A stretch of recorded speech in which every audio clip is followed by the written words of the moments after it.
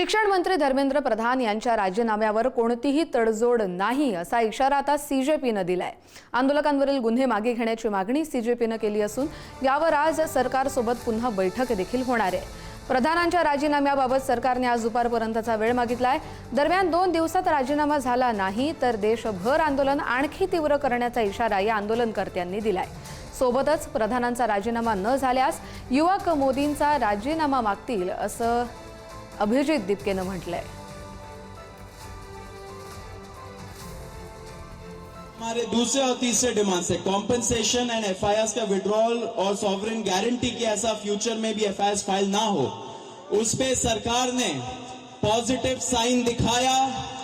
सरकार ने बोला कि इन प्रिंसिपल हम लोग मान रहे हैं आपकी ये 2 डिमांड्स।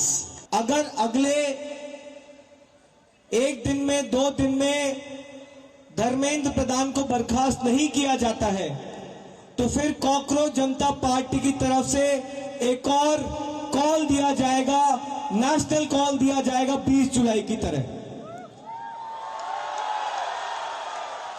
और हमने ये भी सरकार को बता दिया है कि इस बार का जो कॉल होगा वो 20 जुलाई से कई ज्यादा बड़ा होगा, कई ज्यादा व्यापक होगा और राष्ट्रीय स्तर पर होगा।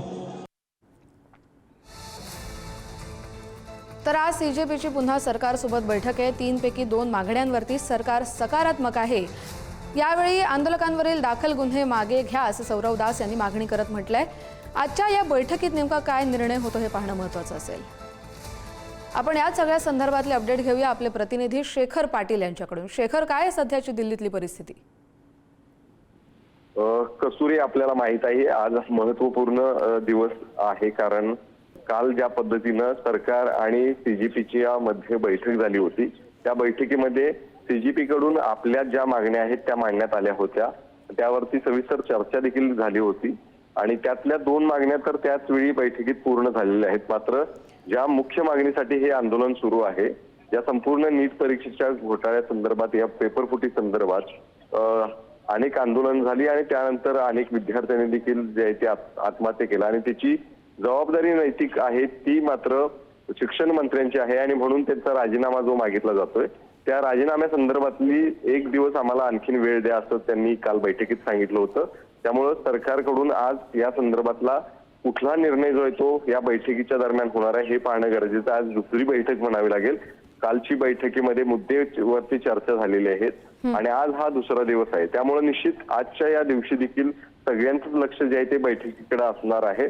शिवाय हे आज शनिवार आणि रविवार असे 2 दिवस खरं तर वीकेंडमुळे मोठ्या प्रमाणात गर्दी जी आहे ती आंदोलनस्थळी होईल अशी शक्यता जी आहे ती पोलिसांनी वर्तवलेली आहे, आंदोलकांना देखील माहिती आहे। त्यामुळे निश्चितच आज या संदर्भातला निर्णय त्या ठिकाणी नाही आला तर आणखीन त्या ठिकाणी गर्दी जी आहे ती होण्याची देखील शक्यता आहे। त्यामुळे या सगळ्या पार्श्वभूमीवरती आज या बैठकीत नेमका निर्णय काय येतो हे देखील पाहणं आता गरजेचं असणार आहे। धन्यवाद शेखर दिलेल्या माहितीसाठी।